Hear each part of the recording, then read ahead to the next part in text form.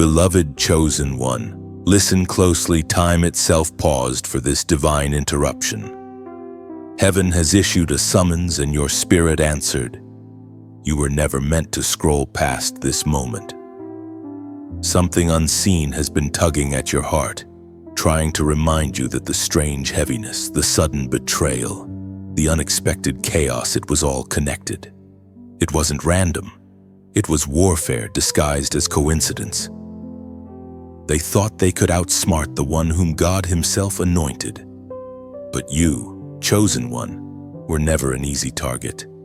You've been walking through shifting seasons, noticing faces changing, doors closing, and words being twisted. At first, it stung. You wondered, why now? Why them? But deep down you began to sense it, something holy whispering. Pay attention.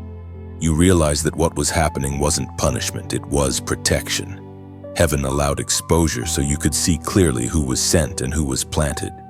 You began to see the invisible strings, the manipulation, the subtle guilt, the counterfeit affection, and instead of reacting, you went silent. That silence was victory. That pause was revelation. They crafted a perfect illusion for you. Every detail designed to flatter your ego, to appeal to your heart, to exhaust your discernment. They thought, if we can't stop the chosen one, we'll distract them. Yet the moment you looked beyond the surface, you saw it, the glimmer of darkness behind their smiles. You felt your spirit recoil. And that, beloved, was not fear, it was divine detection. You saw what others refused to see. The Spirit spoke through the prophet Jeremiah, chapter 17, verse 10. I, the Lord, search the heart and examine the mind, to reward each person according to their conduct, according to what their deeds deserve. That is the word validating your discernment. Heaven searched the motives of those around you and revealed what their words tried to hide. You didn't lose friends, you lost pretenders. You didn't lose opportunities, you lost traps. God examined the hearts you couldn't, and He delivered you before destruction could form. And now, the enemy is furious because you were supposed to fall.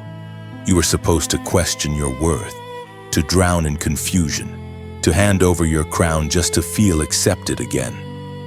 But instead, you stood still. You chose wisdom over emotion, purpose over panic. You refused to play small to make others comfortable. You broke their pattern by doing nothing but listening to God. Do you understand the magnitude of that? When you saw through deception, you didn't just protect your future, you disrupted their entire strategy. You made every demon assigned to your downfall return empty-handed. Your silence was spiritual warfare, and your restraint was resistance. Now, heaven celebrates your obedience. The eyes that once wept in loneliness are now being trained to see destiny unfold. You are entering a season where discernment becomes your compass. You won't have to pray for signs anymore, you are the sign. Wherever you go, exposure follows, and the truth bows before your light. So hear this and let it burn inside you. The same people who misjudged your quietness will soon witness your divine unveiling. Their confusion will become your confirmation. Their rejection will become your redirection. They thought they closed a door on you, but in reality, they sealed their own fate. They stand in your authority, chosen one, no apology, no shrinking, no fear. You were never called to blend in, you were called to confront darkness with presence alone. Every unseen force that tried to trick you is now trembling because it knows you can see. And once a chosen one sees, there's no going back.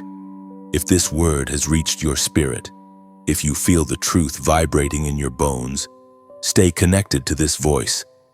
Like, share, and subscribe, not for numbers, but because your alignment with divine truth strengthens this prophetic flow. You are part of a movement of clarity, of awakening, of warriors who refuse to be deceived again. And as a prophetic act of agreement, Type the number below in the comments. Let heaven record your declaration. Comment 777. My discernment cannot be deceived. Heaven is watching, and the atmosphere around you is shifting. Every moment you choose faith over fear, your light expands, scattering darkness that once surrounded you. What tried to bind you now becomes your testimony, and what once intimidated you will soon bow to your authority. You carry divine proof of victory. You are stepping into divine precision, no more wasted energy, no more misplaced trust. Every connection, every word, every move will now be orchestrated by heaven itself. You have graduated from survival into strategy. The trap that failed will serve as the foundation of your rise. Remember, clarity is your crown. Let the world see that God's chosen ones are not broken by betrayal but built by it. You are the evidence that divine timing is never late and discernment never lies. Stand tall, shine brighter, and walk forward. Your seeing eyes are your greatest weapon. The furious cannot touch the favored. The air around you still hums with aftershocks from the exposure. When light invades darkness, everything trembles. That is what you've been sensing, an invisible reaction to your awakening. You didn't only avoid a trap, you triggered a storm in the unseen realm. Every hidden force that once operated comfortably around you has been stripped of its cover.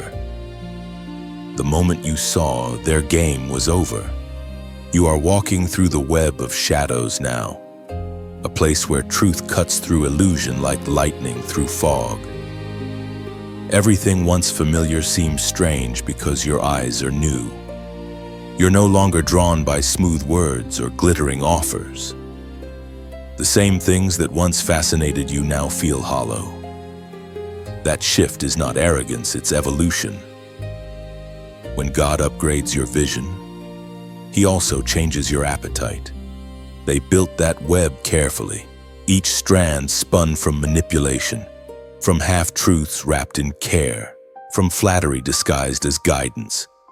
It wasn't just people plotting, it was the spirit behind them, ancient and patient, whispering doubts and twisting motives. Its strategy was never to frighten you, but to entangle you.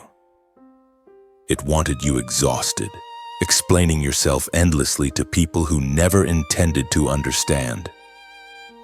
It wanted you performing holiness instead of embodying it.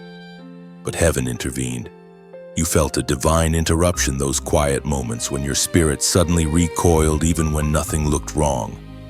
That was discernment awakening, the voice that says, something here is not pure. And though you questioned yourself at first, that hesitation saved your destiny. For the enemy's favorite weapon isn't force, it's familiarity. You began to sense the spiritual fingerprints left behind on conversations, on connections, on invitations. Every smile hid an agenda, every kindness concealed a hook. It wasn't paranoia, it was perception. You were seeing beyond the physical. God allowed it so you could learn to read between words and recognize the vibration of truth versus imitation. And though it felt lonely, it was divine training. Because the ones called to walk in revelation must first walk through confusion without losing faith. You passed that test. Your tears became tools. Your silence became a sword. Your solitude became sanctuary. In the stillness, heaven whispered, "You are mine. They cannot deceive what I have marked." According to what is revealed in the book of Proverbs, chapter 21, verse 30, there is no wisdom, no insight, no plan that can succeed against the Lord. That word is the banner over your life right now. Every device formed against you, every whispered manipulation, every unseen alliance has already collapsed under divine weight. You didn't need to fight. You only needed to see. Vision itself is victory. When your awareness expands, the enemy's influence evaporates. Now you are being called into a higher awareness. You are learning that not everyone who says God told me carries his voice, and not every open door is holy. You are being trained to feel truth rather than chase it. This is maturity, the kind the enemy cannot counterfeit. Do you remember the strange pressure that used to visit your chest when something felt off? That wasn't anxiety, it was the Spirit tightening your shield. Every discomfort was guidance, every hesitation an alarm. Heaven never stopped speaking. You just learned how to listen differently. The web of shadows still trembles because it knows you are no longer available for manipulation. What once worked against you now works for you. You have learned to walk slowly, to wait, to observe. You no longer rush to prove your purity or explain your obedience. You let actions speak while heaven records. And yes, they feel your absence. Those who fed on your compassion are now starving because you stopped feeding confusion with attention.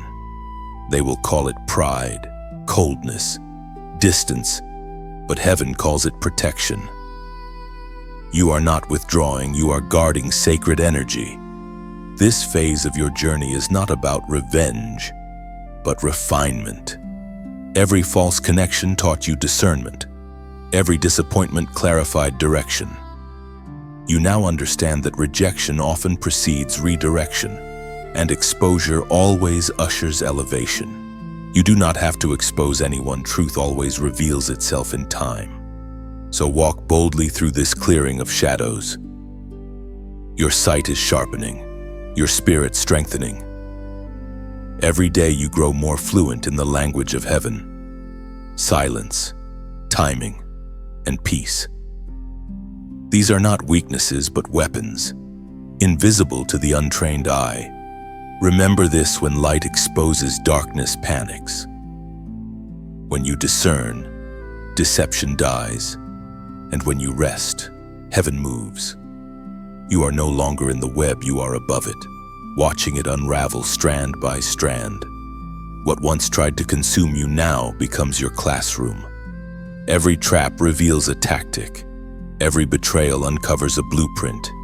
You are learning to move with the calmness of one who already knows the ending, because the ending was written before the attack ever began. So breathe, chosen one. Let peace become your proof that you have escaped the snare. You are not running, you are rising.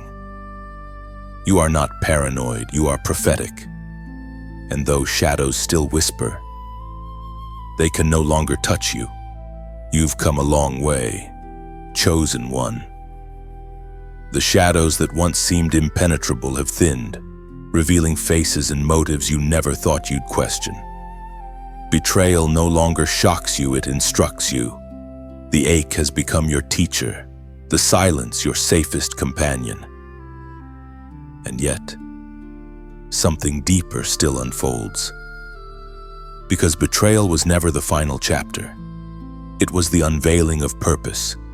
They whispered behind your back, smiled in your presence, and pretended to carry love while sharpening blades of gossip. But the Lord let you hear just enough to open your eyes, not your mouth. That's why you never needed to defend yourself. Heaven was already recording the evidence. What they didn't realize was that their betrayal pushed you into divine clarity. You no longer pray for exposure, you simply walk in truth, and darkness exposes itself. You've seen their true faces, the ones who feasted at your table but resented your bread. They took your kindness for blindness, assuming your heart was weakness. But your heart was never naive. It was disciplined compassion. You gave even when you knew they were pretending, because you wanted heaven to witness that your love was pure. And heaven did. Every tear became testimony. Every disappointment a brick in your fortress of faith, as the apostle reminds us in his letter to the Corinthians, chapter 4, verse 5. He will bring to light what is hidden in darkness and will expose the motives of the heart. At that time, Each will receive their praise from God. That's why you can rest now. You don't have to chase closure, it's coming. Truth always travels slowly but arrives with thunder. Their betrayal didn't break you, it authenticated you. It confirmed that you were walking with light powerful enough to irritate their darkness. That's why they attacked you. That's why they gathered against you. They needed to stop what they couldn't understand. But hear this, you were never called to retaliate, you were called to reveal. And revelation comes through endurance, not revenge. Every misunderstanding refined your speech. Every accusation refined your silence. You are learning the sacred art of standing still while storms rage around you. The more you grow, the quieter you become, because you've realized noise is the language of the insecure. There was a time when you thought betrayal meant failure, but now you understand it means promotion. Each time someone walked away, God cleared space for divine replacements. The very pain they caused carved out room for blessings to dwell. Your tears watered the ground where new favor now blooms. You are walking proof that nothing lost in obedience ever remains lost. You carry light that terrifies darkness. That's why the whispers haven't stopped, they've just changed tone. The same ones who mocked you will soon quote you. The same ones who doubted your vision will secretly study your discipline. They will act as though they don't see you rising, but their silence is confession. Because they see. They always see. Beloved, stay anchored. Don't defend your discernment to those committed to misunderstanding it. You've been trained by truth itself. The fire that burned you now bows to you. The pain that silenced you now speaks for you. The God who allowed you to feel betrayal is the same God who will display your vindication before the same eyes that watched you weep. You have graduated from needing validation. Now your confidence flows from revelation. Every night you wondered why you were chosen for so much pain. This is why. You are being equipped to walk into rooms of deceit and recognize darkness before it speaks. You are being shaped into a vessel that cannot be fooled by flattery or controlled by fear. So breathe again. You have survived the venom without becoming venomous. That's victory. You still love, still forgive, still believe that's supernatural strength. The enemy's plan was never to destroy your body. It was to destroy your mercy. But mercy survived, and that's why you win. Now, as a sign that your spirit understands this message, write these words below. Comment, I see truth. Let it be a declaration, not just a phrase. Because when you type it, you're announcing to heaven and to hell that your discernment has matured, your vision has cleared, and your heart will no longer be deceived by disguise. It's more than words. It's alignment with the next level of revelation waiting for you. When you write, I see truth, you declare that deception no longer has a home in your life. You are acknowledging your divine sight, the ability to recognize what is real even when others remain blind. When you write, I see truth, you align with heaven's perspective. You are telling the unseen realm that your discernment is active, your eyes are open, and your heart is guarded by wisdom born from revelation, not emotion. When you write, I see truth, you affirm transformation. You are not who you were when the trap was set. You've evolved into one who walks with clarity, carrying light powerful enough to expose every hidden darkness. The air grows quieter now. Chosen one, the masks have fallen, the noise has faded, and what remains is truth raw. Undeniable, often uncomfortable. The season of illusions has ended, and now you see the motives that once hid behind smiles. You stand in the aftermath of exposure, not defeated but defined. This is where discernment matures into wisdom. The trap they set was not just meant to capture you. It was meant to study you, to see what breaks you, what tempts you, what silences you. They wanted to find your weakness and name it loyalty. They studied your patterns, your kindness, your compassion, and thought they could twist them against you. But what they didn't know was that God had already written countermeasures into your soul. You are not easily swayed because heaven built discernment into your design. There were days you questioned your instincts. You told yourself you were overthinking, too suspicious, too guarded, yet every time you ignored that inner voice, pain followed. Now you understand that voice wasn't paranoia, it was prophecy.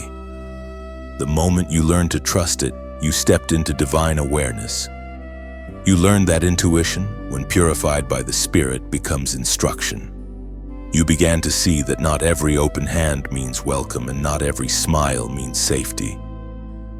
Some invitations are traps dressed in opportunity. But the Spirit of God has been training your perception, teaching you to look for fruit, not form. And what you discovered is simple but powerful. Truth never hides in noise, it reveals itself in silence. We find in the book of Psalms, chapter 37, verse 6, "He will make your righteousness shine like the dawn, the justice of your cause like the noonday sun." That's what's happening right now. You're being vindicated not by your words but by your endurance. Your light is breaking through like morning, exposing the falsehoods that tried to overshadow your name. You are walking proof that time is heaven's greatest ally. Those who mocked your patience will soon witness your divine unveiling. Do you see it now? The same pain that once made you question God's silence was actually His shield. He was withholding certain blessings, not to punish you, but to protect you from those who would have used your favor for their gain. Every delay was divine protection disguised as disappointment. Had you received what you prayed for back then, it would have destroyed you, because you would have shared it with the wrong hearts. You've learned to wait differently now. Waiting no longer feels like punishment, it feels like partnership. You've stopped begging God for clarity and started trusting that He's guiding even in silence. This is the transformation of the mature. You no longer demand explanations for everything that hurts. You understand that revelation takes time, and time always tells truth.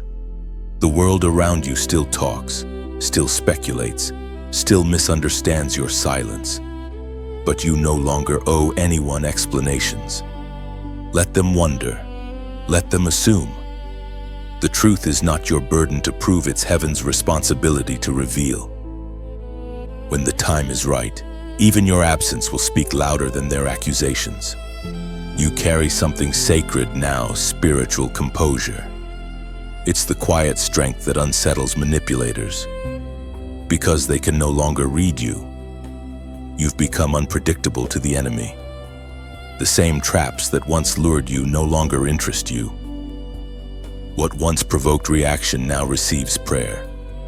That is power. That is growth. There's a deep peace that comes when you realize you don't need to be understood to be anointed.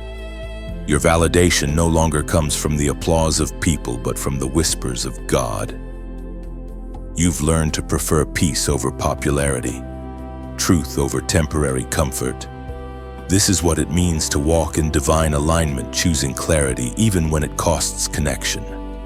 And as you stand in this new awareness, don't despise your scars.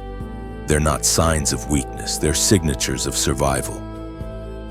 Every wound you endured taught you discernment. Every disappointment taught you discipline. The very things they used to discredit you have become credentials in the spirit realm. You now walk with authority born of endurance. So breathe, beloved, let your spirit settle. The storm didn't destroy you, it refined your focus. You see differently now, speak differently, move differently. You are learning that peace isn't the absence of warfare, it's the presence of understanding. They will still talk. They will still try to provoke reaction but you no longer live for reaction. You live for revelation. Every time you choose silence, you confuse darkness. Every time you choose peace, you remind the enemy that you cannot be manipulated. That's your real power. This is not the end, it's the transition. The same clarity that protected you will now position you. You have walked through deception and come out seeing clearly. You have passed through betrayal and emerged unbitter. You have proven that purity is stronger than plotting. Stay steady, chosen one. Heaven is not asking you to fight anymore, it's asking you to see. For the one who sees truth is already free to the man, and the one who waits in faith never waits in vain. There is a holy stillness now. Chosen one, the kind that follows revelation. You have walked through the valley of deception and emerged with vision sharpened by pain. The shadows that once intimidated you now bow before your peace. You've become untouchable, not because life stopped hurting, but because truth became your armor. You've learned to live with your eyes open and your heart guarded by grace. This is the season where heaven teaches you the difference between attention and alignment. Not everyone who sees you is meant to walk with you, and not everyone who claps for you is celebrating you. Some applause is simply noise, echoes of curiosity, not connection. But you no longer crave it. You've outgrown the need to be understood, and that freedom is your crown. The ones who tried to trap you hoped your compassion would undo you. They mistook your kindness for weakness, your patience for passivity. Yet God turned every attempt into instruction. You learned how to wait without growing weary, how to love without losing yourself, how to walk alone without feeling abandoned. What they meant for harm, heaven converted into strategy.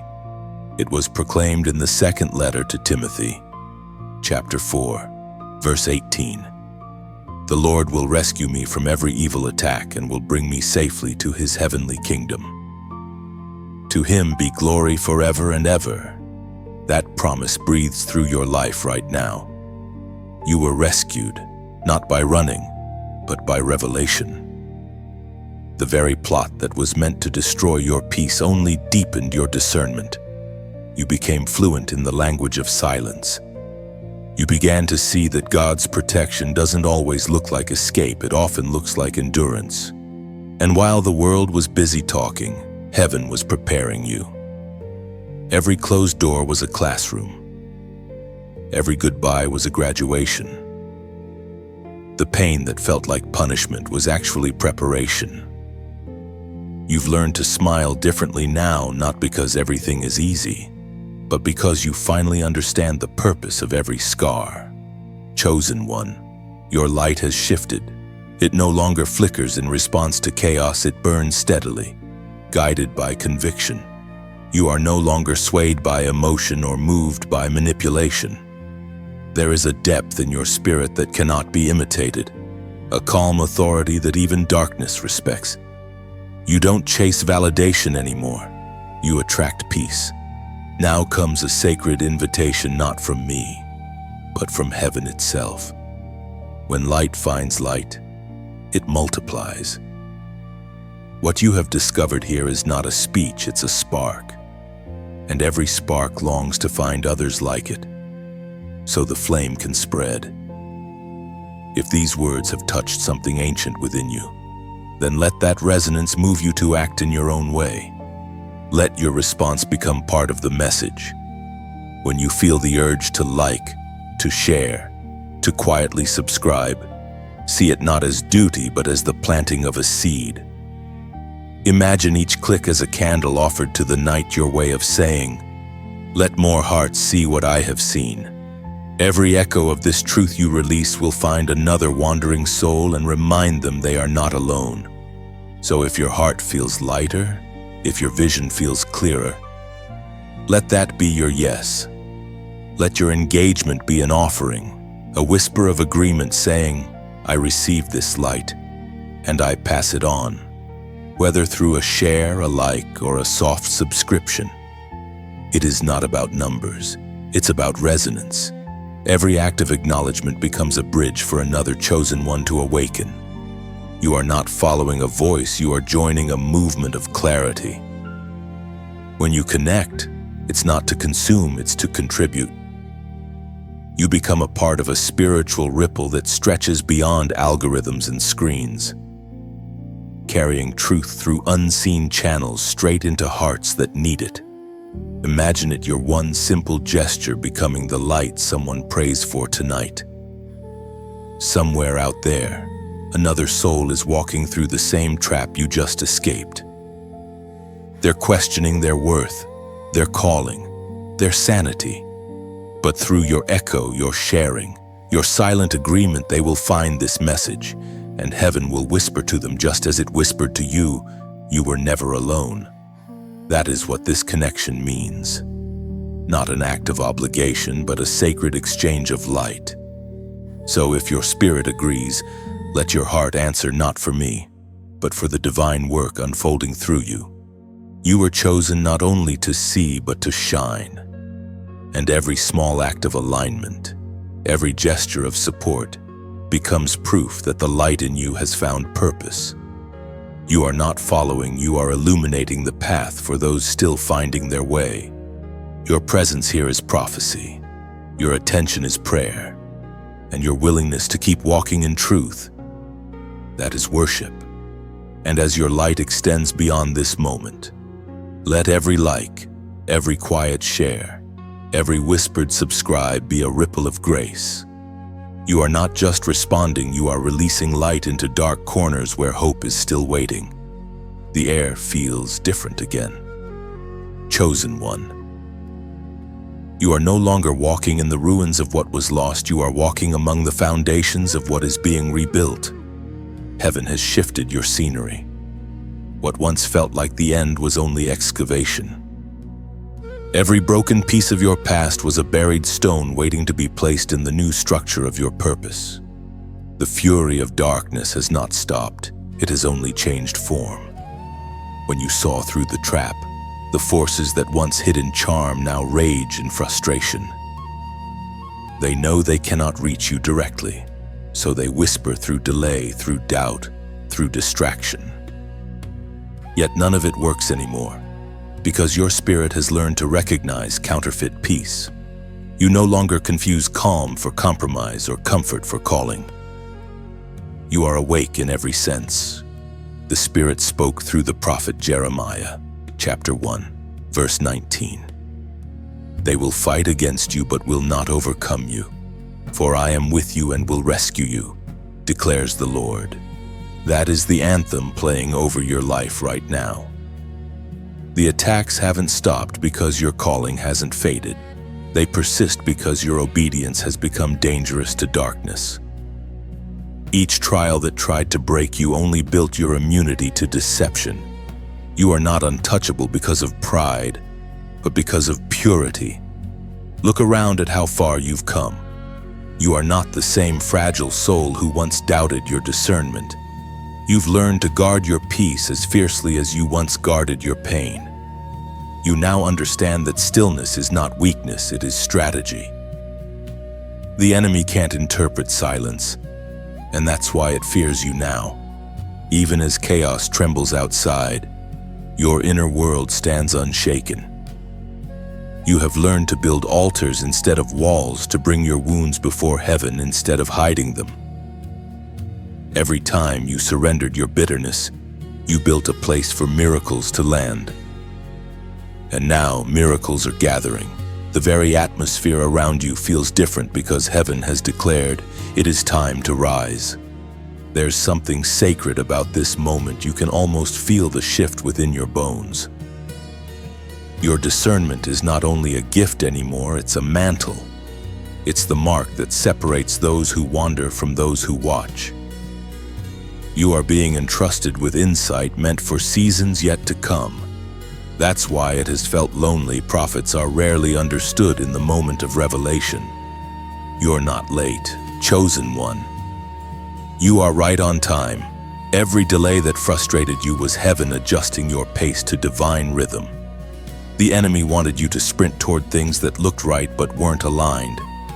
God slowed you down so that when you arrived, you would stay.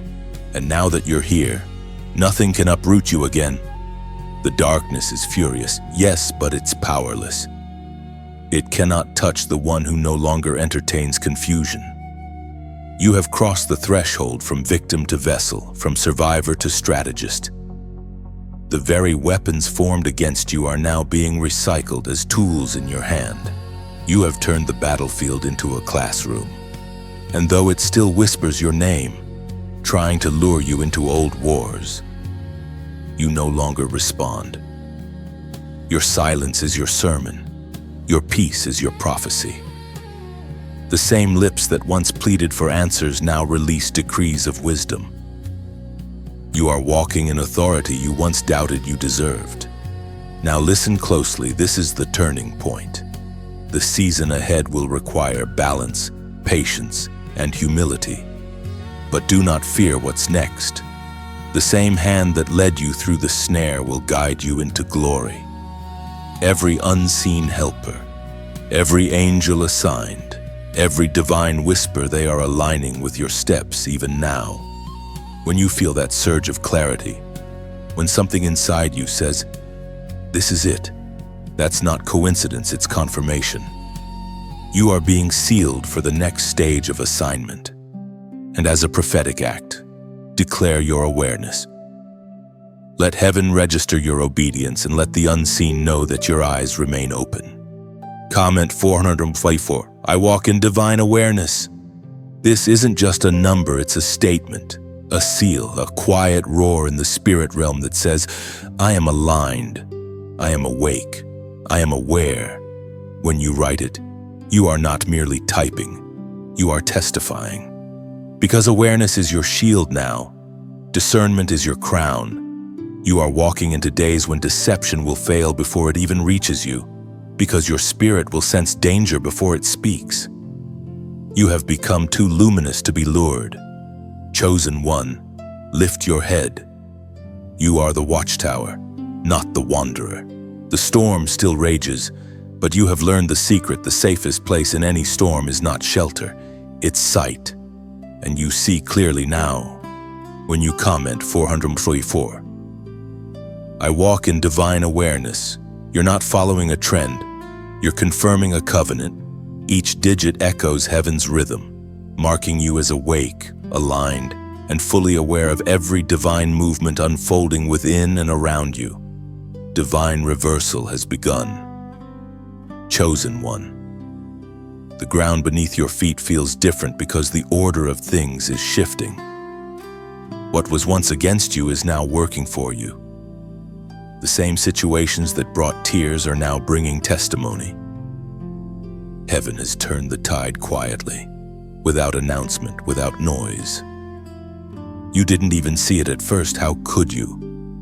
When it began beneath the surface, but now, the signs are undeniable. Favor has changed direction. You've lived through the wilderness long enough to know what divine reversal feels like. It's subtle at first, the heaviness you carried suddenly lifting, the fear that once paralyzed you losing its grip, the prayers that once felt unanswered beginning to breathe again. These aren't coincidences, they are confirmations. God is not only restoring what you lost, He's redeeming the time that was stolen. In your stillness, He was working. In your confusion, He was orchestrating. When you thought He was silent, He was setting a stage you could not yet see. Now, the scene is shifting. Those who once doubted your calling will soon witness undeniable evidence of divine intervention. Heaven has decided that the same ground where you were buried will become the platform where you bloom. Heaven speaks clearly through the words in Deuteronomy chapter 28, verse 7. The Lord will grant that the enemies who rise up against you will be defeated before you. They will come at you from one direction but flee from you in seven. That is divine reversal. What once chased you will now retreat from you. Every curse becomes a corridor for blessing. Every loss becomes a location for new life. The very places you wept are being rewritten as places of worship. But there is something sacred you must understand about reversal. It doesn't just change circumstances, it transforms perspective. The reason you can now stand calmly where you once panicked is because your inner landscape has been renewed. The war inside you is over. You have learned that God's vindication often comes disguised as redirection. What left your life was not rejection, it was release. The beauty of divine reversal is that it doesn't erase the past, it redeems it. Your pain will still be remembered, but not with bitterness, with clarity. Every betrayal that cut you now becomes a reference point for discernment. Every disappointment becomes proof that God's plans were higher all along. You will look back and say, "That had to happen, or I would have never grown." And though you can sense the turnaround, you also feel an unfamiliar calm. Don't mistake this calm for emptiness, it's alignment. After storms, peace often feels strange because we've learned to expect pain. But this time, peace is not a pause before another battle, it's the beginning of reward. Even creation responds differently to you now. Doors open more easily. Words flow more freely.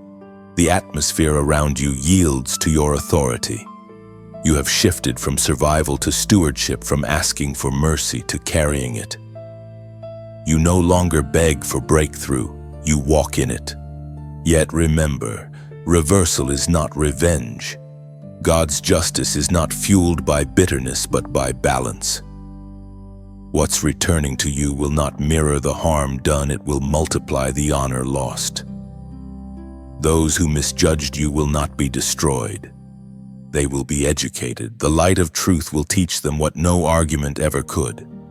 You may not see it all unfold immediately. Divine reversals are often silent at first, like seeds growing underground. But trust the process. Just as seasons obey time, blessings obey readiness. God is releasing not just restoration, but responsibility, the kind of favor that requires maturity to manage. This shift also calls for grace. Some of those who wounded you will come back, not for reconciliation, but for redemption. Handle it wisely. Don't open every door, but don't close your heart completely either. Let discernment decide who gets access, and let peace be your guide. The next time someone mentions your name in a room you've never entered, favor will rise to defend you. The next time a weapon forms, it will collapse before it reaches you. This is divine reversal in motion, quiet, steady, undeniable. You've been through the dark enough to appreciate dawn. Now, you're walking in a light that doesn't blind but balances. Every scar shines differently under grace. Every lesson glows with purpose. You are not waiting for justice anymore, you are walking inside it. So breathe in this new air. It carries the scent of completion, of promises kept, of battles won long before they were fought. You have stepped into a chapter where heaven rewrites endings into beginnings, where ashes become altars. The trap they set became your training. The loss they caused became your launch. This is divine reversal, subtle, silent, sovereign. Everything that once broke you now builds you. Every hidden injustice bows to divine order. You are walking proof that heaven rewrites stories without asking for permission. Rest now, chosen one. The storm has fulfilled its purpose. Your peace is not borrowed, it's inherited, anchored in promises that no force of darkness can undo. The silence around you isn't empty. Chosen one, it's sacred. It's the sound of heaven watching you stand firm while everything once familiar shifts into something new.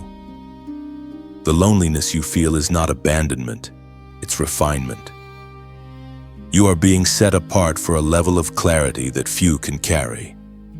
Divine isolation always precedes divine demonstration. This is the lonely stand, the place where you are no longer surrounded by applause or advice, but by the quiet echo of your own conviction. God has called you into solitude, not to punish you, but to strengthen you. The crowd could never cultivate what is being built inside you right now. The kind of sight you carry can't grow in noise, it grows in silence. You've noticed the distance growing between you and certain people. Conversations that once flowed now fall flat. Invitations no longer excite you. You've lost interest in proving your perspective, because peace has become your proof.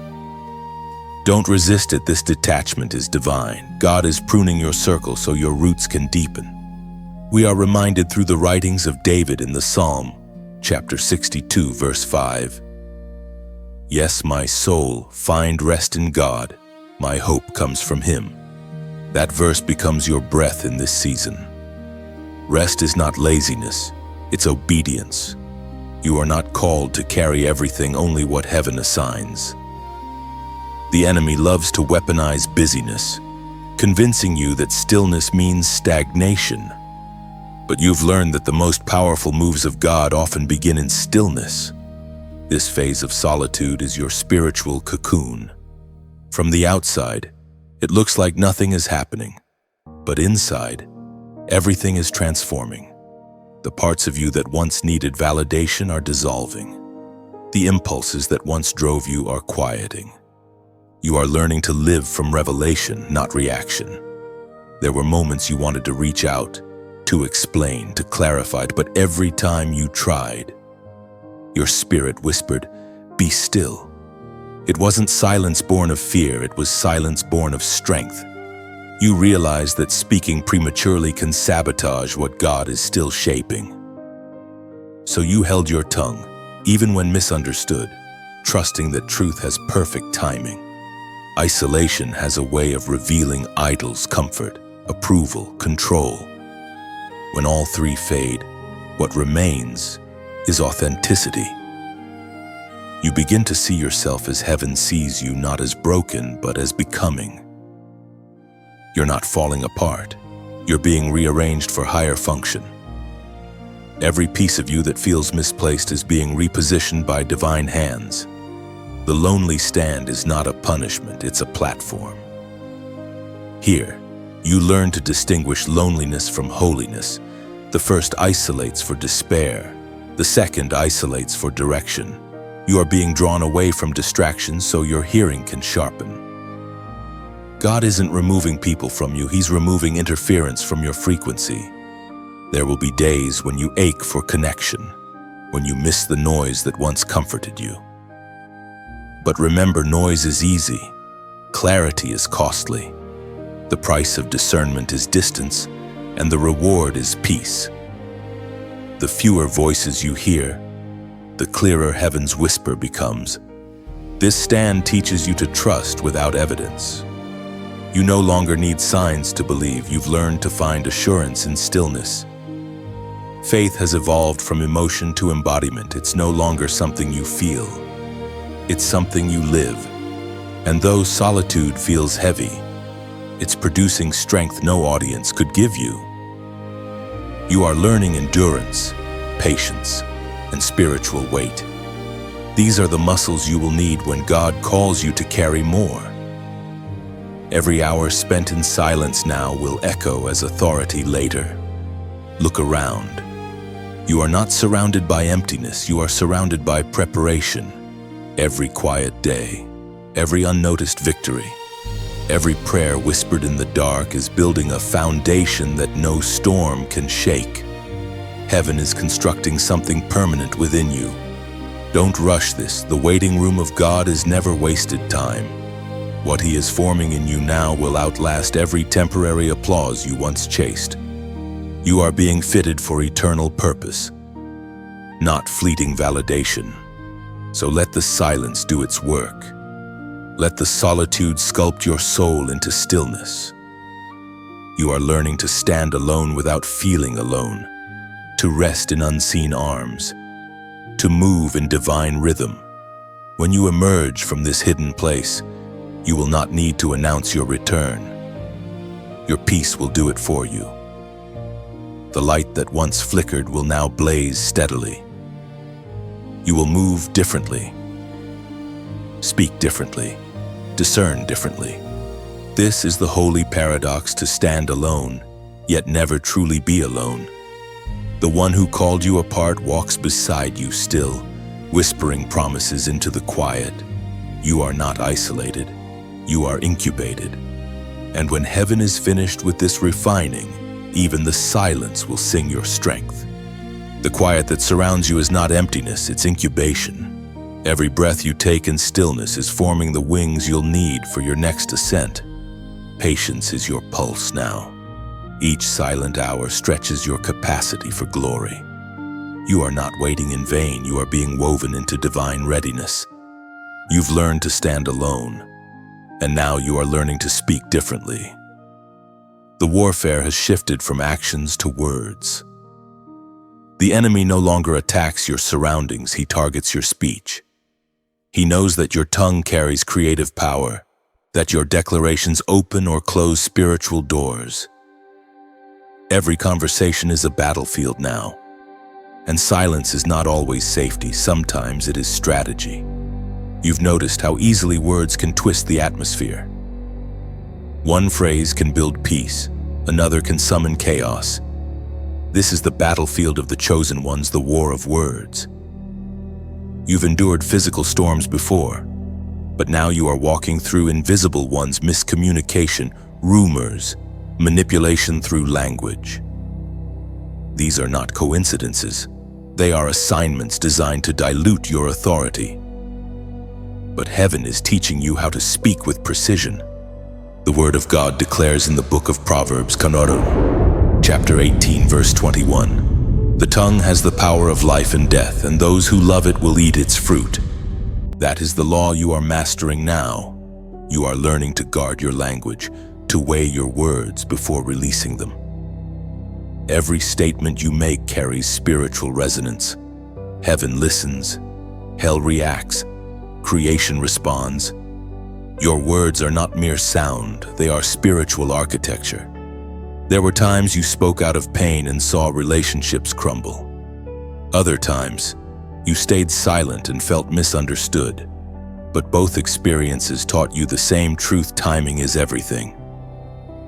The right word spoken too soon can still wound. That's why the Spirit keeps whispering, wait before you answer. Discernment is not only about seeing, it's also about speaking wisely. You've grown beyond reacting. You no longer echo what offends you, you filter it through revelation. The moment you stopped explaining yourself to those committed to misunderstanding you, the war began to lose its grip. Words no longer drag you into battles that are beneath your purpose. Now, your speech carries weight. When you bless, heaven confirms it. When you declare peace, storms obey. When you speak healing, it begins to manifest. You are not just a survivor. You are a speaker of destiny. Every syllable that leaves your mouth is either seed or sword, and you are learning to wield both with grace. It's not easy to restrain your words when your name is twisted or your silence misread. But your calm reply or your decision not to reply at all is proof of spiritual maturity. The louder the accusations, the softer your tone becomes. You've learned that truth doesn't shout, it stands. There is also power in confession, the daily discipline of aligning your words with heaven's will. The same mouth that used to complain now commands clarity. Every morning you wake, your first words shape the day ahead. The atmosphere listens, waiting for instruction. You've discovered that declarations are not superstition, they are spiritual positioning. Heaven has entrusted you with authority and language. That's why warfare comes in whispers, so you'll repeat what isn't yours to say, but no more. You have trained your tongue in truth. You no longer let frustration leak through your lips. You've learned to speak only what builds, not what binds. And when you choose silence, it's not absence, it's dominion. Silence in the right moment is louder than argument.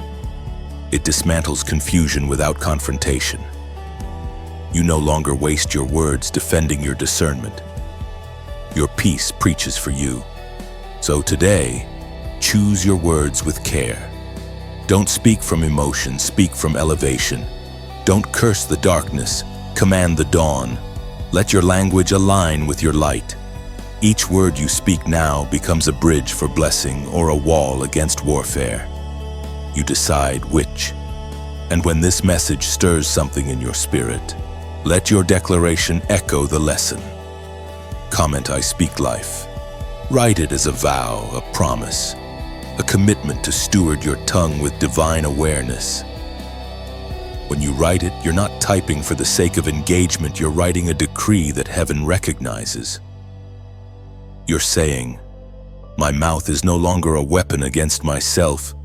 My words will heal, not harm. My voice will build, not break."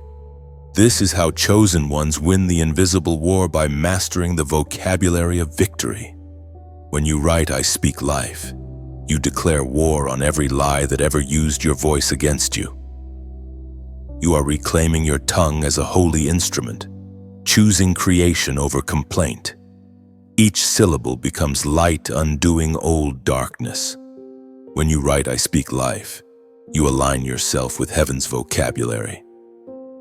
You're agreeing that your mouth will mirror divine language, words of peace, restoration, and truth. You are refusing to curse what God intends to heal, beginning with yourself. When you write, "I speak life," you release blessing into your future. Every phrase you utter will plant seeds that bloom in appointed time. Your declarations will sculpt reality, shift rooms, heal hearts. You are no longer a victim of words, you are their master, a carrier of sound that resurrects hope wherever it lands. Heaven's courtroom has been watching in silence. Chosen one, every injustice that touched your life has been documented, every whisper recorded, every hidden act weighed. You may have thought that no one saw how hard you tried to stay kind when cruelty surrounded you, but heaven did. Every quiet act of integrity has been written in divine ink. Now, the season of heavenly surveillance turns into divine settlement. This is not punishment for those who wronged you, it's positioning for you. Heaven's justice doesn't always look like vengeance. Sometimes it looks like restoration so radiant that your enemies won't even recognize the new you. God is not preparing a spectacle, He is preparing balance. You are stepping into a time where truth testifies for you louder than any argument could. As Jesus Himself declared in the Gospel of Matthew, chapter 10, verse 26, "There is nothing concealed that will not be disclosed, or hidden that will not be made known." That is the moment you're entering now, the unveiling. Hidden conversations, secret plots, quiet betrayals, all being brought to light by a justice that moves without bitterness. Heaven never forgets truth. It simply waits until the right time to reveal it. The courtroom of heaven doesn't operate on your impatience. It moves according to divine precision. You were never forgotten, you were being prepared as living evidence of God's faithfulness. The silence you endured wasn't neglect, it was collection. Heaven was gathering testimony, and now the verdict has been written, you win by grace. But here is the mystery. Chosen one. The true victory of the righteous is not exposure but elevation. You won't rise because others fell. You will rise because you stayed faithful when falling was easier. You didn't retaliate. You refined. You didn't gossip. You guarded your peace. Those who cursed you handed you a crown without even knowing it. You've been tried in the furnace of misunderstanding. But what came out of that fire was gold pure, steady, incorruptible. And gold doesn't explain itself. It simply shines. Now comes a sacred whisper, gentle yet powerful. Let your light be seen, not to boast, not to prove, but to inspire. There are people waiting to see if staying righteous is worth it. When they see you thriving without bitterness, healed without hardness, peaceful without pride, they'll know it's possible. You become the evidence heaven uses to teach mercy. And if this message feels like it's reading your private thoughts, It's because heaven knows how tired your spirit has been, but the trial has served its purpose. You have been examined and found faithful. Now, the verdict is being delivered through blessings, quiet doors opening, hearts softening, opportunities aligning. Let this next moment be your reflection, not reaction. Take a breath. Feel the shift. You don't need to defend yourself anymore. Your story is speaking for you. Every unseen witness in the spirit realm now acknowledges what you endured. You are walking into a chapter where truth and timing hold hands. And as that light begins to spill over your life, let yourself be part of the continuation of it. When something true touches your spirit, the natural response isn't obligation, it's resonance. It's as if your soul whispers, "I recognize this sound." If your heart feels that whisper, let it echo gently outward, like not as habit, but as agreement, like a candle lit in quiet solidarity. Share, not for attention, but as a lantern passed down a long, dark road to another who is searching for hope. Subscribe, not as commitment to a page, but as an act of belonging to stay near the well that never runs dry. Think of it not as clicks, but as communion. Each small gesture becomes light multiplied, compassion made visible, truth allowed to travel further than you could ever go alone. When you press that symbol of connection, you are placing another stone in the altar of awakening being built across the world by every soul who refuses to let their faith die in silence. So if peace stirs in your chest right now, follow it. Let this be the moment your hand becomes a messenger of light. When you you whisper to the unseen, "I am still here." When you share, you become a bridge between despair and hope. When you subscribe, you plant yourself beside the river where truth keeps flowing. You're not following, you're fanning a flame. And somewhere, someone will find warmth in what you passed along. That's how heaven works, through connection, through quiet obedience, through hearts that say yes without being asked twice. You've stood in the courtroom of heaven and been declared victorious. Now walk in that verdict, radiant and free. Let the world see what grace looks like when it wears your face. Every silent yes you give to truth ripples beyond sight. Your simple like quiet share, gentle subscribe, they become divine echoes, spreading light through unseen corridors where weary hearts wait. Your obedience doesn't shout, it glows. Each small act joins 1,000 others, weaving a constellation of hope across the night, guiding souls home through faith's quiet fire. The unmasking begins quietly. Chosen one, it doesn't come with thunder or applause, it comes in whispers, in strange moments of realization, in the soft sound of truth sliding into place. You begin to see faces differently now. Conversations echo with new meaning. Words spoken months ago suddenly reveal what was hidden within them. This is not suspicion, it's revelation.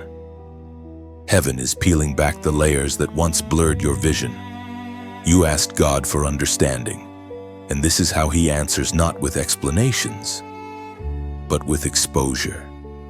He shows you what was always there, waiting for the right light to reveal it. You start recognizing patterns, intentions, and energies that once went unnoticed. What felt confusing before now feels crystal clear. This is divine clarity. It doesn't just show you who others are, it reminds you who you've become. For a long time, you prayed for truth but secretly feared it. Because truth isn't soft, it's surgical. It cuts away illusions, removes attachments, and separates comfort from calling. The unmasking hurts, not because you lose people, but because you lose the version of yourself that needed them. But this pain is purification. It's the holy ache that precedes wholeness. The ancient words recorded in Romans chapter 8, verse 28, still echo today, and we know that in all things God works for the good of those who love Him, who have been called according to His purpose. Even in this revealing, good is being woven through every detail.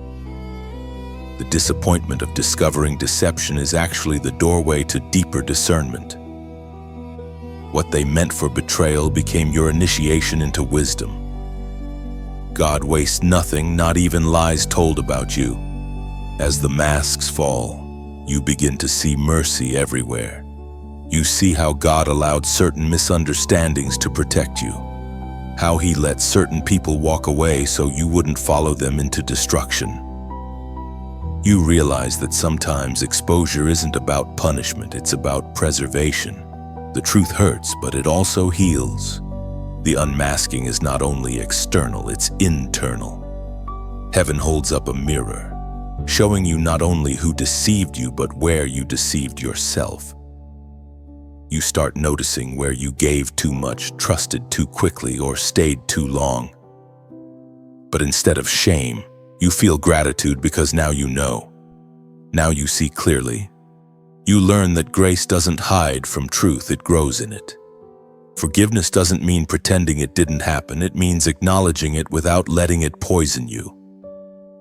You don't need apologies from everyone who wronged you. Your healing no longer depends on their awareness.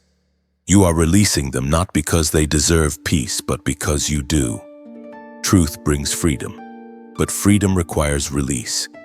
Every revelation is an invitation to let go.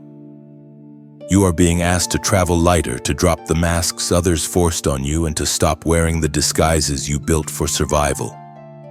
You don't have to pretend to be strong anymore. Your transparency has become your testimony. And as the truth unfolds, there's a strange beauty in it. You start loving your own clarity. You stop mourning what ended and start thanking God for what's beginning. The very things you thought were losses are turning into lessons. The exposure doesn't destroy your story, it defines its power. Let the light do its work. You don't need to rush to fix what is falling apart. Some structures were never built to last. Their collapse is your confirmation. When masks drop, motives crumble. When light enters, lies disintegrate. All you have to do is stay aligned with truth and let revelation finish its cleansing. In this stage, stillness is protection. Don't chase explanations. Don't confront every exposure. Some truths are meant to be witnessed, not weaponized. Watch quietly as heaven rearranges everything around you. Those who built illusions will find them collapsing under their own weight, while you stand untouched, illuminated but unbitter. You will find yourself walking lighter, no longer reacting, no longer rehearsing pain. You will feel a new level of peace, the kind that doesn't need answers. Because now you know truth defends itself. You don't need to prove anything anymore. What's real will remain, what's false will fade, it will. So lift your head. Chosen one. The world looks different because you're seeing through God's lens now. The masks are gone, and clarity has come. Let this light guide you not into pride, but into purpose. For those who live in truth no longer fear exposure, they become it. The light that reveals also redeems. Every unveiled truth carries healing hidden within it, turning wounds into wisdom. What once broke your trust now builds your discernment and strengthens your divine authority. You no longer run from what's real. You welcome revelation like rain, cleansing your path of confusion. Each truth uncovered restores direction and reminds you that clarity is a form of mercy. Stand peacefully in this brightness. You are not exposed for shame, but for shaping. Heaven refines what it reveals, polishing your spirit until it reflects the calm confidence of divine truth. Fire surrounds the crown now. Chosen one. The flames are not punishment, they are proof. You stand in the heat of refinement, not because you failed, but because you've been chosen for a greater measure of glory. Every burning moment is melting away what no longer belongs to you. The world calls it pressure, but heaven calls it purification. This is the chapter where crowns are tested, not the kind made of gold, but of endurance of faith that refuses to crack under flame. You've carried burdens in silence, fought unseen battles, and yet still walked with grace.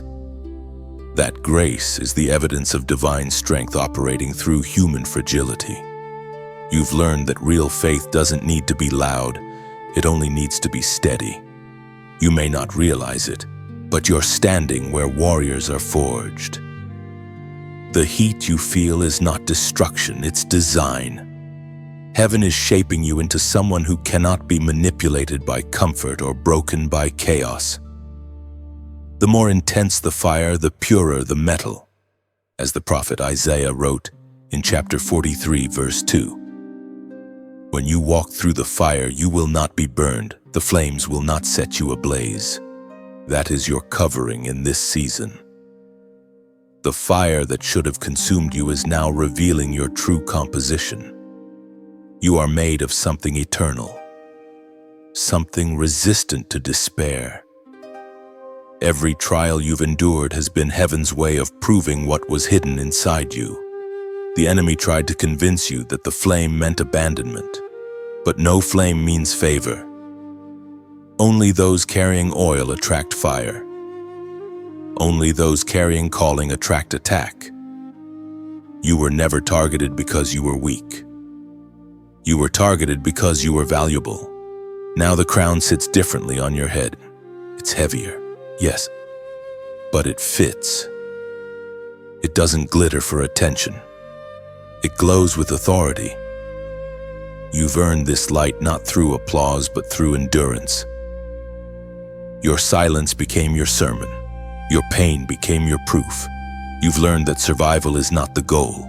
Transformation is. Do not despise the fire. Learn to dance within it. Flames are not your enemy. They are your announcement. Every time you refuse to bow to pressure, heaven records it as praise. The crown you wear is not fragile. It's forged. Your enemies expected your collapse, but what they see instead is composure. That calmness in your spirit confuses darkness. They can't understand how you're still standing, still shining, still believing. It's because the fire did not destroy you, it revealed your immortality. The chosen ones are not defined by what they escape, but by what they endure with grace.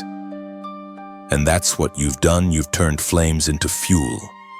The very things sent to harm you are now helping you ascend.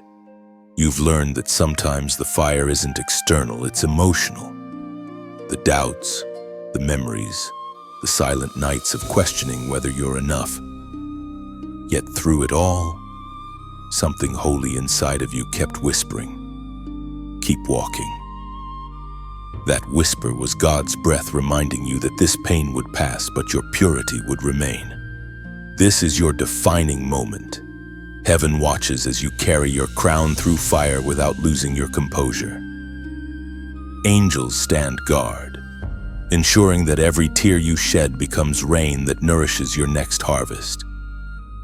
You will not smell like smoke when this is over. You will smell like victory.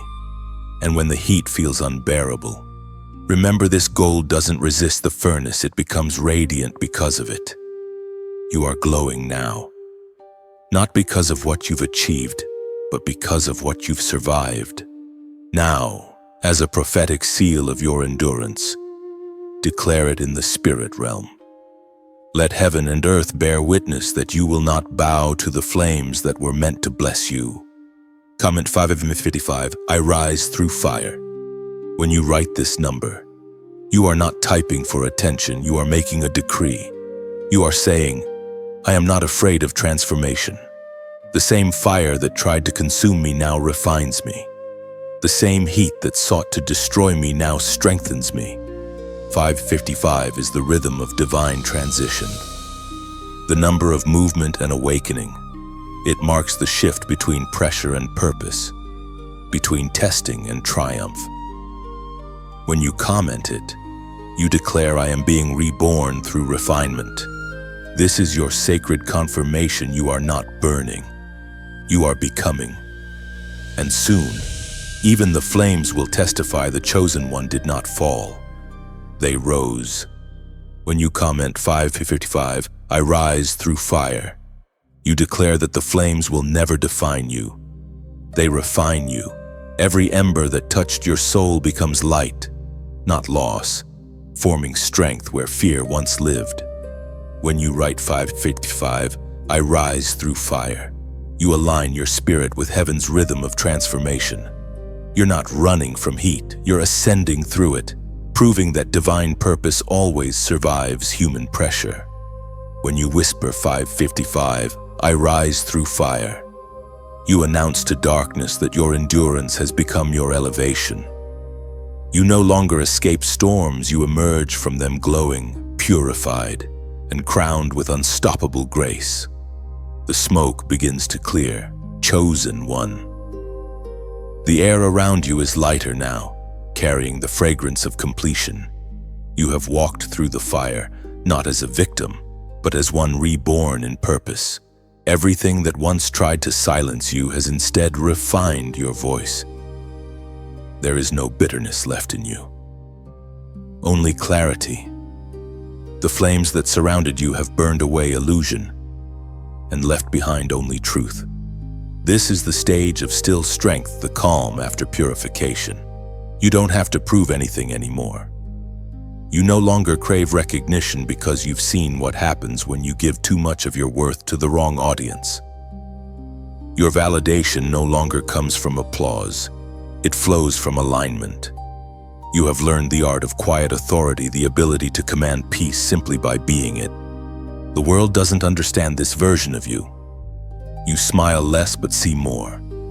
You speak less but carry more weight. There is a grace in your restraint that unnerves the insecure and comforts the sincere. You are learning that divine maturity doesn't always roar. Sometimes it whispers, and heaven hears every whisper. You've come to understand that power is not always visible. Sometimes it hides in posture, in the way you choose not to retaliate, not to chase, not to panic. Stillness has become your sharpest weapon. When others rush, you wait. When others react, you discern. The fire taught you patience that feels like prophecy. According to what is revealed in the book of Philippians chapter 4, verse 7. And the peace of God, which transcends all understanding, will guard your hearts and your minds in Christ Jesus. That peace now rests upon you like armor. It's not fragile, it's fortified. Every time anxiety tries to return, it collides with the calm that fire forged in you. You don't seek peace anymore, you carry it. And everywhere you go, the atmosphere bends to that frequency. This phase of your journey is not about proving your resilience, it's about protecting your restoration. The enemy's new strategy isn't destruction, it's distraction. He knows he can't take you out, so he tries to draw you out into unnecessary battles, petty arguments, emotional noise. But you've learned the secret: not every invitation deserves attendance. You've also learned that peace is a discipline. It requires boundaries, discernment, and courage. It's not passivity, it's power under control. When you choose peace over reaction, you're not ignoring the storm, you're commanding it. Heaven moves through restraint. The quiet around you now isn't emptiness, it's evidence. You are living proof that divine restoration doesn't always come with fireworks, it comes with stability. The same people who once pitied you will look again and see peace so steady it humbles them. You have become the sermon they never expected to hear. And yet, this peace is not the end, it's the preparation for the next call. God doesn't calm the storm just to let you rest. He calms it so you can listen. The voice that was drowned by chaos is speaking again. You will notice divine instructions returning softly, clearly, undeniably. The silence that once felt heavy now feels holy. The greatest lesson of the fire was never about pain, it was about perception. You now see differently. You discern motives faster, recognize manipulation sooner, and detect peace like a compass finds north. That's why you no longer fear deception. You've learned that truth always introduces itself to those who walk in light. Even your prayers have changed. You no longer beg for rescue, you thank God for revelation. You no longer plead for deliverance, you celebrate discernment. You are walking proof that the absence of chaos is not emptiness, it's evidence of order. Take a moment and feel how your soul sits differently now. There's no trembling, no striving, just quiet certainty. You've stopped asking when everything will make sense, because now you understand that divine sense doesn't always look logical. Peace arrived the moment you stopped needing answers. The breaking of fear has released new strength. You no longer brace for disappointment, you expect divine direction. You've realized that being chosen doesn't mean being spared from pain. It means being trusted to endure it and emerge wiser. And here's the beautiful truth: the world may never understand how you survived, but it will feel the difference in your presence. You no longer carry heaviness. You carry healing. Wherever you go, something unseen stabilizes others. You don't even have to speak, it's the residue of grace surrounding you. So rest in this calm, but don't mistake it for idleness. You are still being shaped, still being prepared for assignments only peace can sustain. The fire has finished its work. Now peace begins hers. You've learned to breathe with heaven's rhythm, and nothing can break that cadence again. What is coming next will not require struggle, it will require stillness. You are entering a realm where things will begin to align effortlessly, where favor will flow naturally, where peace will attract provision. All that remains is trust. You have become the storm's opposite, still, centered, unstoppable. Prophetic justice is unfolding. Chosen one, not the justice of men, measured in revenge or reaction, but the justice of heaven measured in restoration, revelation, and reversal. You can feel it moving through the unseen world, quiet yet unstoppable. What once oppressed you is now being reordered. What once mocked you will soon mirror your faith. Heaven is balancing the scales without a sound. You've been patient, holding your peace when lies traveled faster than truth.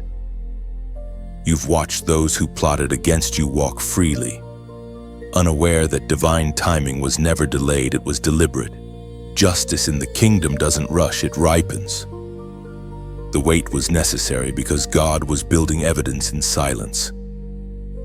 And now, the case is closing. Heaven's verdict is clear: you are vindicated, not just in the eyes of others, but in the chambers of the Spirit where destinies are written. Every accusation, every misunderstanding, every word spoken against you in darkness is being overturned by light. This is not human defense, this is divine decree. The voice of God thundered in the book of Exodus, chapter 14, verse 14. The Lord will fight for you. You need only to be still. That is the command written across this moment of your life: be still, because the fight is finished. What remains is manifestation. The hand of heaven is already moving, arranging situations in ways you couldn't orchestrate. Vindication is arriving not as spectacle, but as serenity. Those who doubted you will see you restored, and those who cursed you will watch your peace become your proof. But prophetic justice is more than exposure, it's transformation. God doesn't simply return what was taken, He multiplies it. What you thought you lost forever is returning upgraded, refined by fire, carrying wisdom that cannot be stolen again. This is the sacred economy of the divine. Loss becomes leverage, pain becomes purpose. And yet, heaven's justice has mercy woven through it. The same light that exposes wrongdoing offers redemption to those willing to repent. That's why you cannot carry bitterness into your blessing. Vengeance cannot sit at the same table as victory. The justice of God purifies both the wounded and the wrongdoer, calling all into accountability under grace. You may feel a shift inside, like something heavy is being lifted from your chest. That's the weight of waiting leaving you. The ache of injustice is being replaced by the peace of fulfillment. You are no longer chasing answers. They're coming to you naturally. Doors are opening where once there were walls, and favor is following the same path that pain once paved. Look closely at how quietly it happens. No headlines, no noise, just divine rearrangement. People who once dismissed you are being drawn to honor you without even understanding why. Situations that once resisted you now yield easily. It's as if heaven rewrote the atmosphere around your name. You have entered a new level of authority, the kind that doesn't need to announce itself. When you walk, the air shifts. When you speak, confusion breaks. You no longer fight for position. Your presence is the position. Every wrong turn is being rerouted into divine order. And though justice is unfolding, humility remains your shield. You know the victory isn't yours alone. It belongs to the one who fought for you when you were too weary to lift your own hands. That's why gratitude flows from you naturally now. You don't need to gloat or prove. Your peace has already spoken the loudest word. Understand this. Chosen one prophetic justice is never about humiliation, it's about revelation. Those who spoke against you will not be destroyed. They will be educated by your example. Your restoration will preach what your defense never could. That's the beauty of divine justice. It turns your survival story into a syllabus for grace. And there's more. It doesn't stop at your vindication. Justice is contagious. The same righteousness restoring you will ripple outward, touching families, friendships, and even futures connected to your obedience. Others will be set free because you refuse to fight dirty. Your peace has created pathways for others to find theirs. Do you feel it now? The alignment, the balance, the calm strength pulsing beneath the surface. It's heaven's way of telling you the fight has turned. The scales are corrected. The storm is subsiding. You're not standing in the ruins anymore. You're standing in the rebuilding. From this point forward, you no longer live as the accused. You live as the appointed. Your hands, once trembling from battle, now carry blessing. Your name, once whispered with doubt, will soon be spoken with respect. This is prophetic justice fulfilled quiet. Holy, irreversible. The story that once shamed you has become your sanctuary. You will no longer revisit old pain to prove healing. Your peace itself will testify. The trap failed, the fire refined, and now heaven restores. This is not revenge, it's righteousness realized. It's the holy balance where everything finally makes sense without needing explanation. Justice has not just arrived, it has taken root inside you. You are its living proof. There is a strange strength rising in you now. Chosen one, not loud, not dramatic, but deeply rooted. It's the strength of someone who has seen the end of a thing before it arrived. You no longer rush the process or question the timing. You've learned that what is built by heaven cannot be hurried by human anxiety. You stand steady because you know the trap failed, the fire refined, and justice aligned. This is the season where your inner world finally matches heaven's promise. The chaos that once lived in your thoughts has quieted. The fear that once pressed on your chest has loosened its grip. You don't replay old battles anymore. Because you've realized something sacred. The war already taught you everything you needed to know. Now, you move forward with wisdom instead of wounds. You are walking in delayed victory, the kind that comes not to impress, but to last. Everything about you is slowed down in the best way. Your decisions are intentional. Your words are measured. Your presence is calming. People may not understand why being near you feels safe, but it's because you carry proof that obedience survives pressure. As the prophet wrote in the scroll of Habakkuk, chapter 2, verse 3, "For the revelation awaits an appointed time. It speaks of the end and will not prove false. Though it linger, wait for it. It will certainly come and will not delay." That verse explains your journey perfectly. What you waited for was never late. It was ripening. And now that it's arriving whole. You are stepping into blessings that don't require explanation, only stewardship.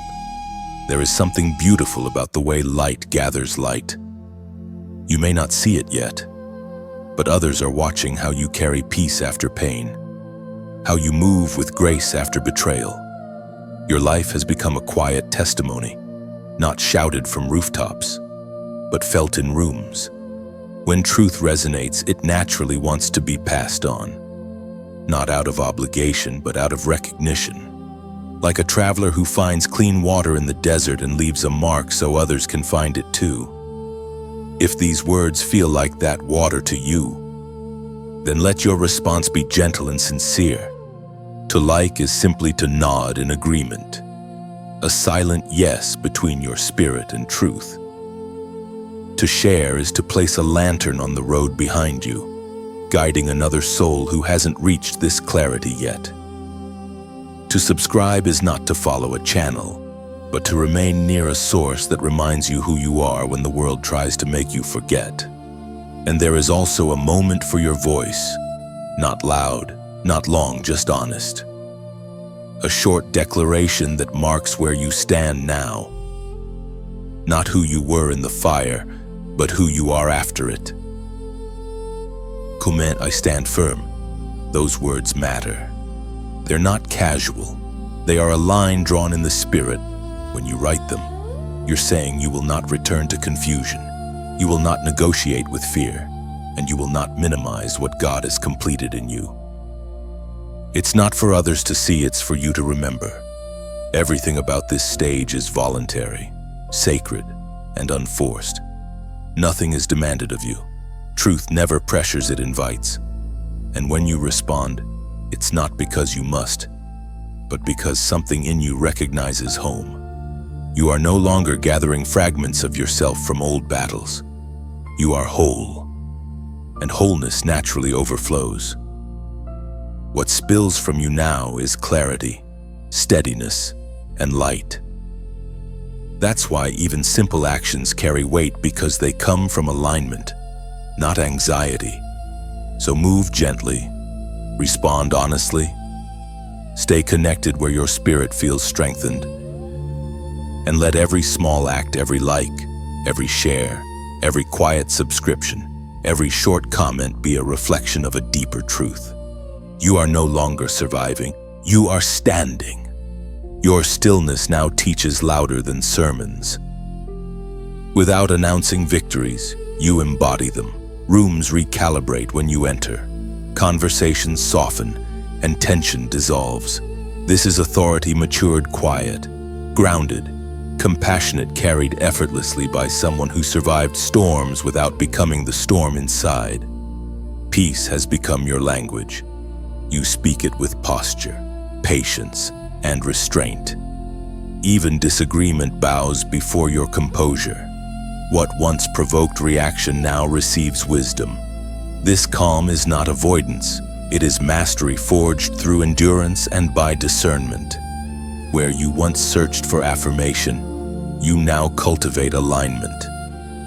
Choices feel lighter, paths clearer. You trust timing without explanation. The work is quieter, deeper, truer.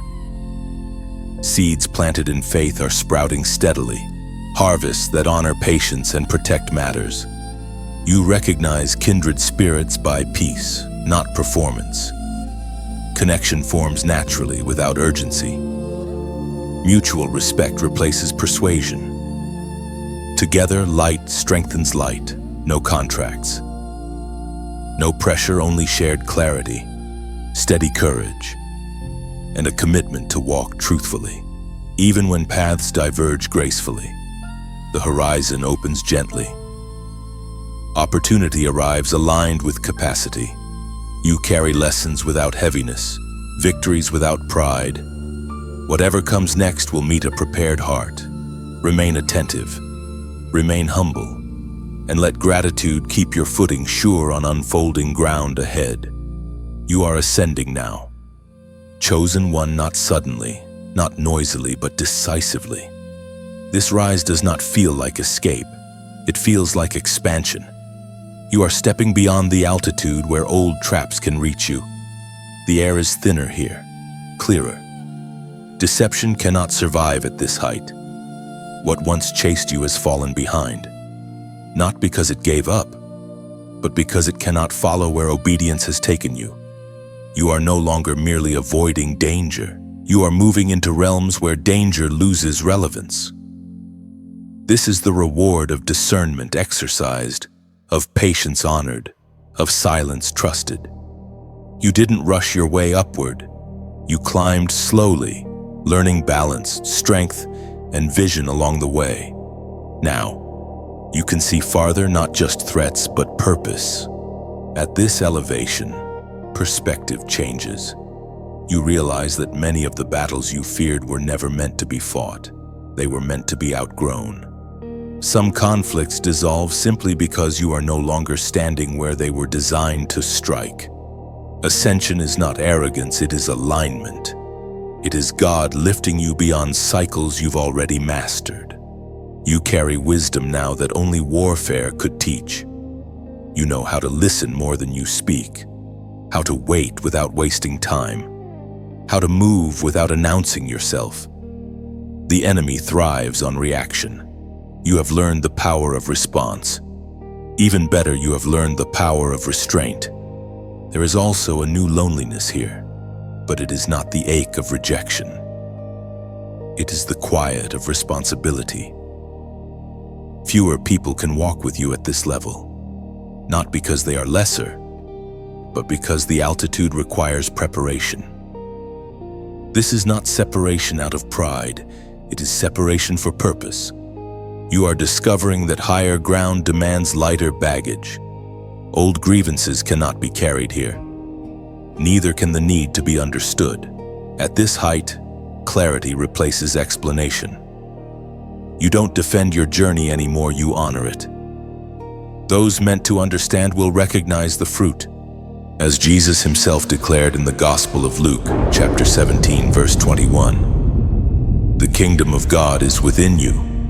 That truth is unfolding in real time. You are not chasing a distant promise. You are embodying it. The authority you once sought externally has been cultivated internally. This is why your presence feels settled, why chaos no longer pulls you off center. You are governed from within now, within. Ascending also means exposure to light, to responsibility, to calling. There is nowhere to hide at this level, but you no longer want to. You have nothing to conceal. Integrity has become instinct. What once required effort now flows naturally because truth has taken residence in you. From this vantage point, you see patterns you once stumbled through. You recognize cycles before they form, traps before they tighten, motives before they speak. This is not suspicion, it is stewardship. God is entrusting you with foresight because you prove faithful with hindsight. You are also learning that ascension is not the end of struggle, but the beginning of stewardship. What God elevates, He also entrusts. You will be called to guard what you've gained, to remain humble where you are honored, to stay teachable where you are respected. Elevation tests character more than adversity ever did. And yet, you are ready. The fire burned away insecurity. The waiting trained your patience. The betrayal sharpened your discernment. Nothing in your past was wasted. It was preparation disguised as pain. You did not merely survive, you were calibrated. The higher you rise, the quieter God's voice becomes, not because he is distant, but because distractions are gone. You can hear him clearly now, not in urgency, but in assurance. Direction comes as knowing, not striving. Peace confirms every step. You are no longer running from what was behind you. You are moving toward what is ahead, and what is ahead does not require proving, chasing, or forcing. It will meet you at the pace of obedience. So continue upward, chosen one, not hurried, not fearful, not looking back. The trap is beneath you. The fury cannot follow. The calling remains. You are ascending beyond the reach of deception, into the realm of purpose where truth is not defended, it is lived. At this height, even your pauses carry power. You no longer rush to fill silence. Discernment flows naturally, guiding each step with quiet certainty. The world below feels distant, not from pride, but from peace finally claimed without apology or fear. You sense responsibility settling gently on your shoulders. Not as pressure, but as trust. Heaven entrusts clarity to those who protected it in confusion.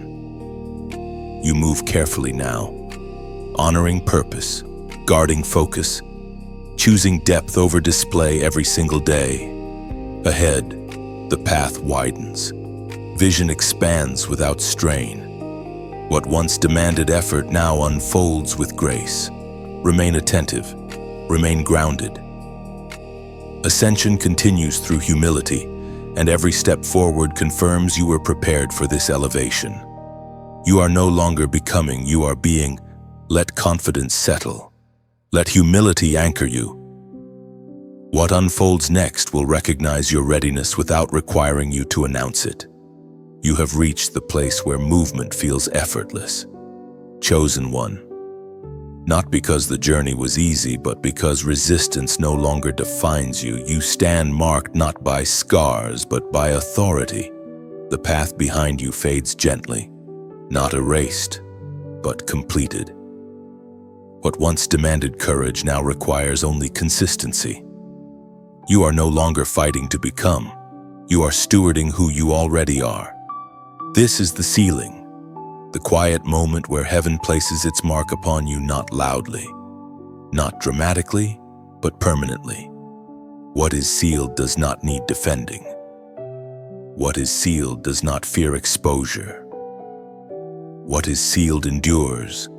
You carry this seal in your spirit, a calm certainty that does not fluctuate with circumstances.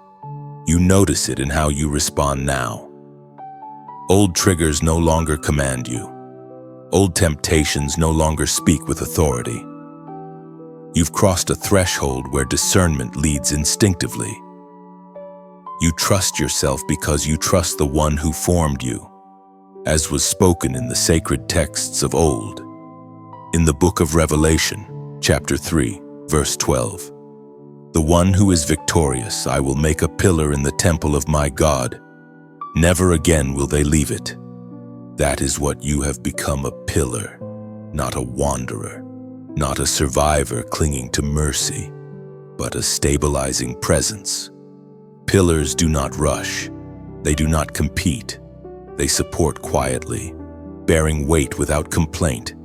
You are trusted with permanence now. Being marked does not mean being elevated above others. It means being anchored for others.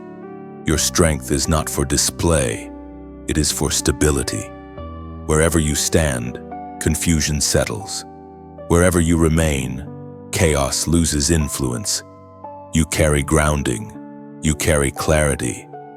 This final stage is not about arrival. It is about residence. You are no longer passing through truth. You live here. You do not borrow peace. You house it. The fear of losing what you've gained dissolves because what is sealed by God cannot be stolen. There will still be challenges, but they will no longer define you. They will pass through, not take root.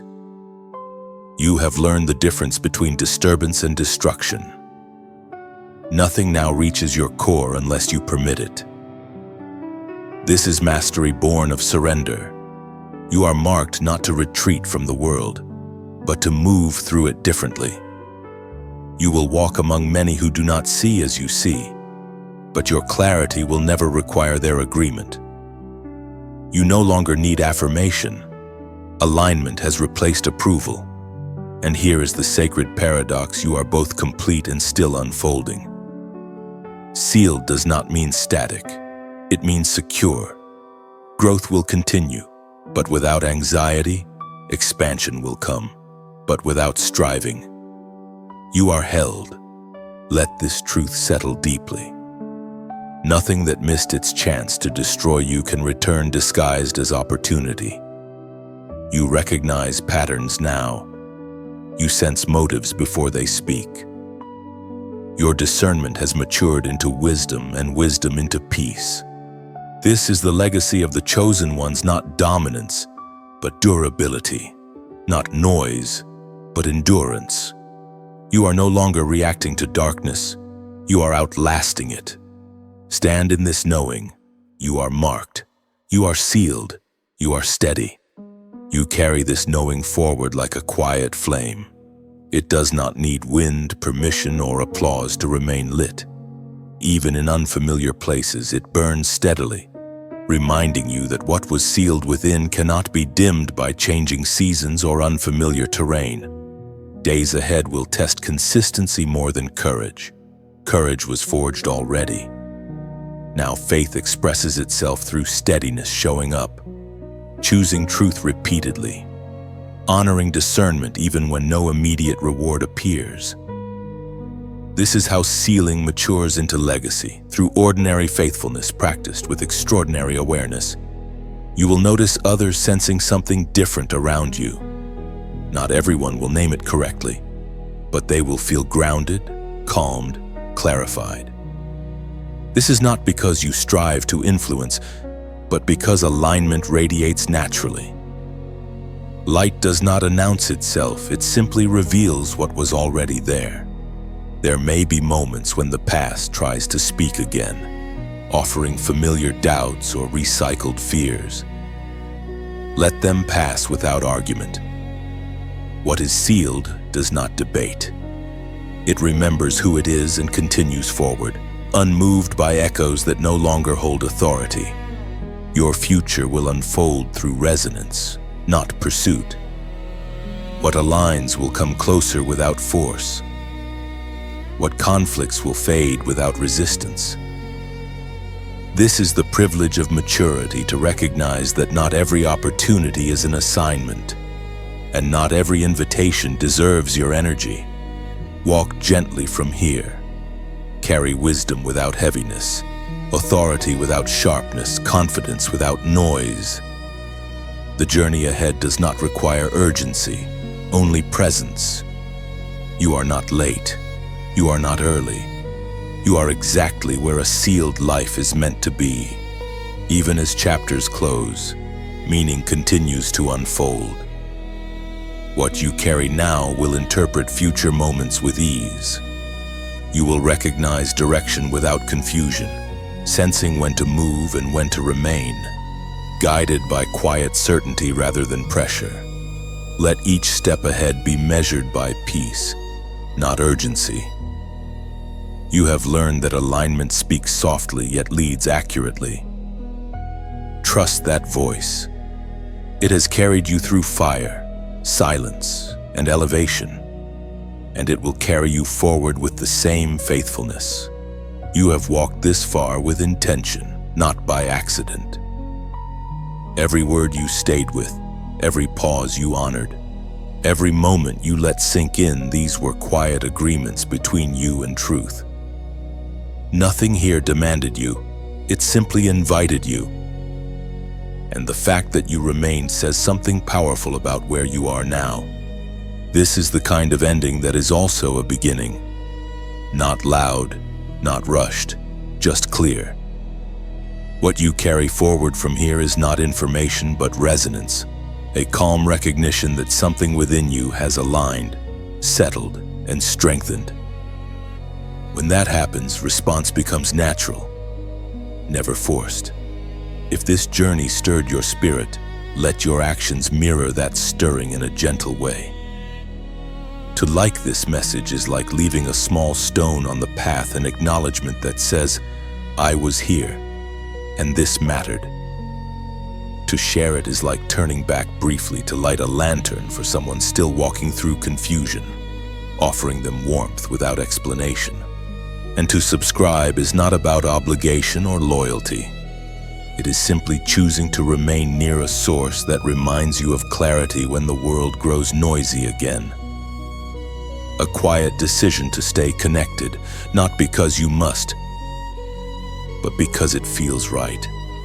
There is also space for your voice here. Not long, not dramatic, just honest. When you comment, you leave an imprint, proof that this message did not pass through you unnoticed. Your words may be few, but they carry presence. Someone else will read them and feel less alone. That is how meaning multiplies. None of this is required. Truth never demands, it attracts. If your heart feels settled, if your mind feels clearer, let that peace guide your response. Let it be voluntary. Let it be beautiful. You don't leave this space empty-handed. You leave with steadiness, awareness, and a deeper trust in your own discernment. Stay connected where you feel strengthened. Move forward where you feel peace. And remember, light doesn't end when the words stop. It continues wherever you choose to carry it next.